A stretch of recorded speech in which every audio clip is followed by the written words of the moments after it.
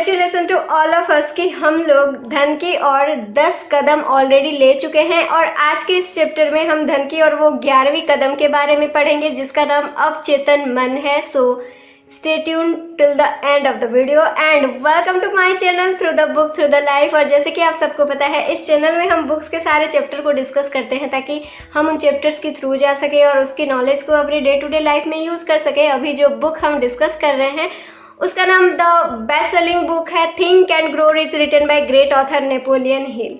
आज का हमारा चैप्टर है अवचेतन मन।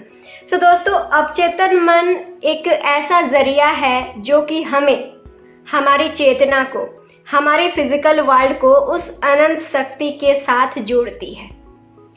इसको हम थोड़ा सा इजीली आप लोगों को समझाने की कोशिश करते हैं। देखिए, हम खाना खाते हैं। जब हम खाना खाते हैं तो हम चूज करते हैं क्या खाना है क्या नहीं खाना है एक्सेट्रा, ठीक है। फिर हम चूज करके हम खाते हैं। तो जो हम खाना खाते हैं वो हम चेतन मन से करते हैं, कॉन्शियसली करते हैं। लेकिन आप थोड़ा सा सोचिए, खाने के बाद का जो प्रोसेस है जो कि digestion, absorption, excretion etcetera etcetera, जो कॉम्प्लेक्स प्रोसेस है वो कैसे होता है? क्या आपको पता है कैसे होता है? क्या आप जाके मशीन में जैसे पीसते हैं आटा वगैरह, क्या आप जाके अपने खाना को पीसते हैं? नहीं, वो अपने आप होता है। आप खुद सोचिए कितना बड़ा बड़ा काम हमारे शरीर के अंदर अपने आप होता है जिसमें हमारी कोई इंटरफेरेंस नहीं होती है। सिर्फ हम खाने की बात करें, बहुत सारी चीज़ें हैं हमारे एक बॉडी में। With in a fraction of second लाखों करोड़ों काम होते हैं। देखिए, यहाँ पर मच्छर काटती है तो हम साथ ही साथ उसको मारते हैं। आप खुद सोचिए कितना टाइम लगता है। Within no time, within a fraction of second यहाँ से रिफ्लेक्स एक्शन काम करना शुरू करता है और हमारे सारे नर्वस सिस्टम को पता चल जाता है। फिर नर्वस सिस्टम हमारे हाथ को कमांड देता है कि वहाँ मच्छर काटा है, उसको मारो। आप सोचो ये काम कितने टाइम में होता है। आप सोचिए जब हम खाना खाते हैं उस खाने से खून बन जाता है। आप सोचिए कितना अमेजिंग सिस्टम हमारे अंदर है, कितना मैजिकल प्रोसेसेस हमारे बॉडी में होते हैं। और ये सारे मैजिक किसके लिए संभव होता है दोस्तों? कोई ना कोई अनंत शक्ति हमारे पास, हमारे साथ हर पल है। और अवचेतन मन एक ऐसा जरिया है, हमें उस अनंत शक्ति के साथ हमेशा जोड़ के रखती है। तो अगर देखिए, इस बात को जब समझ में आपको आ जाता है तो ये समझने में आपको कभी दिक्कत नहीं होगी कि आप जो भी चीज़ें आपको चाहिए, चाहे वो कितनी ही बड़ी सक्सेस क्यों ना हो, धन क्यों ना हो, कुछ भी, उसको पाने में आपको कौन मदद करेगा? वो अनंत शक्ति। और उस अनंत शक्ति तक आपको कौन लेके जाएगा? आपका अवचेतन मन।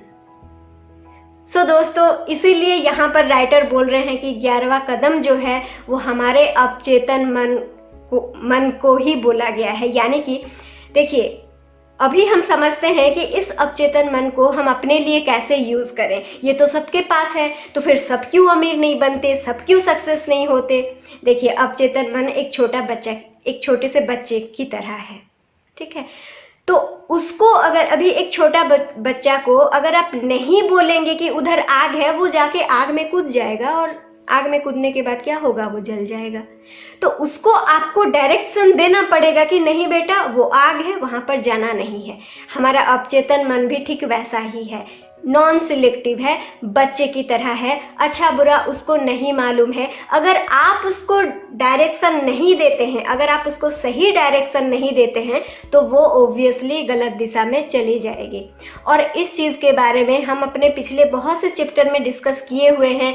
इच्छा वाले चैप्टर में, कल्पना वाले चैप्टर में, बहुत जगह पर हमने ये चीज़ें डिस्कस किए हुए हैं।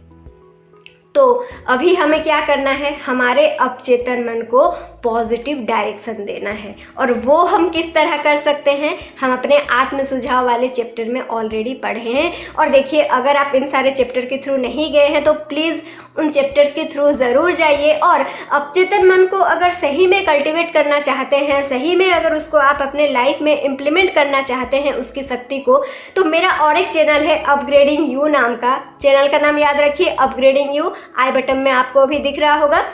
आप उसके थ्रू ज़रूर जाइए। उसमें हम स्टेप बाय स्टेप प्रोसेस के थ्रू जाते हैं कि कैसे हम अपने आप को अपग्रेड करें, अपने इनर सेल्फ को अपग्रेड करें थ्रू आवर इनर पावर। तो दोस्तों, अभी बात ये है कि हमारे अवचेतन मन को हमें सही डायरेक्शन देना है। और ये डायरेक्शन हम कैसे देंगे? अवचेतन कौन सी भाषा समझती है? वाइब्रेशन को समझती है, फीलिंग्स को समझती है। हमारे फीलिंग्स से जो वाइब्रेशन क्रिएट होती है, जो फ्रीक्वेंसी क्रिएट होती है, उसी को हमारा अवचेतन मन समझता है। तो अभी हमें क्या करना है? वो सारे फीलिंग्स को पहचानना है। तो देखिए, यहाँ पर राइटर ने बहुत सारे सकारात्मक भावनाएं दिए हैं, जिनमें आती है इच्छा, आस्था, प्यार, सेक्स, उत्साह, रोमांस, आशा। ये सारे आपके पॉजिटिव फीलिंग्स हैं। और नेगेटिव फीलिंग्स आपका क्या क्या है? डर, ईर्ष्या, घृणा, बदला, लालच, अंधविश्वास, क्रोध। ये सारे आपके नेगेटिव फीलिंग्स हैं। तो जब आप देखिए, एक प्रैक्टिकल एग्जांपल दे रहे हैं। अगर आपको लग रहा है किसी भी सिचुएशन में, किसी भी पर्सन को लेके, किसी भी जगह पर अगर आपको लग रहा है कि मुझे इससे ईर्ष्या भावना आपके अंदर आ रही है, तो आप सचेत हो जाइए, आप कॉन्शियस हो जाइए, आप अवेयर हो जाइए कि ये मेरा नेगेटिव फीलिंग्स है और ये फीलिंग्स जा रहा है कहाँ? मेरे अवचेतन में, उस बच्चे के पास, जो बच्चा की आँख की ओर बढ़ रहा है। ठीक है, तो देखिए, ये काम आप ही को करना है, आप ही कर सकते हैं। हमारा जो मन है वो एक बागान की तरह है। अगर हम वहाँ पर गुलाब की पौधे नहीं लगाएंगे तो कांटे उगने ही उगने हैं, घास फूस उगने ही उगने हैं। इसीलिए घास फूस उगने से पहले हमें उसको अच्छी भावनाओं से भर के गुलाब की पौधे उगा देना चाहिए। तभी हम जो चाहे वो पा सकते हैं, जो भी चाहे वो पा सकते हैं। हम देखिए, क्योंकि अवचेतन मन नॉन सिलेक्टिव है, उसको कुछ नहीं पता है, आप उसको जैसे चला सकते हैं वो वैसे ही चलेगा। क्योंकि हम अवेयर नहीं रहते, क्योंकि हमें नहीं पता रहता, तो वो क्या होता है, नेगेटिविटी की ओर चली जाती है और हम धीरे धीरे अनसक्सेस की तरफ चले जाते हैं। लेकिन अभी तो आपको पता चल चुका ना, इस किताब के ज़रिए, मेरे चैनल के ज़रिए, आप मेरे और एक चैनल में अगर अभी विजिट कर रहे हैं तो उसके ज़रिए आपको अभी पता चल चुका है कि आपका अवचेतन मन की शक्ति क्या है और आप इसको कैसे यूटिलाइज कर सकते हैं। तो दोस्तों, अगर आपको पता चल चुका है तो इस पर अमल करें, इसको अप्लाई करें और सही में ज़िंदगी में आगे बढ़ें।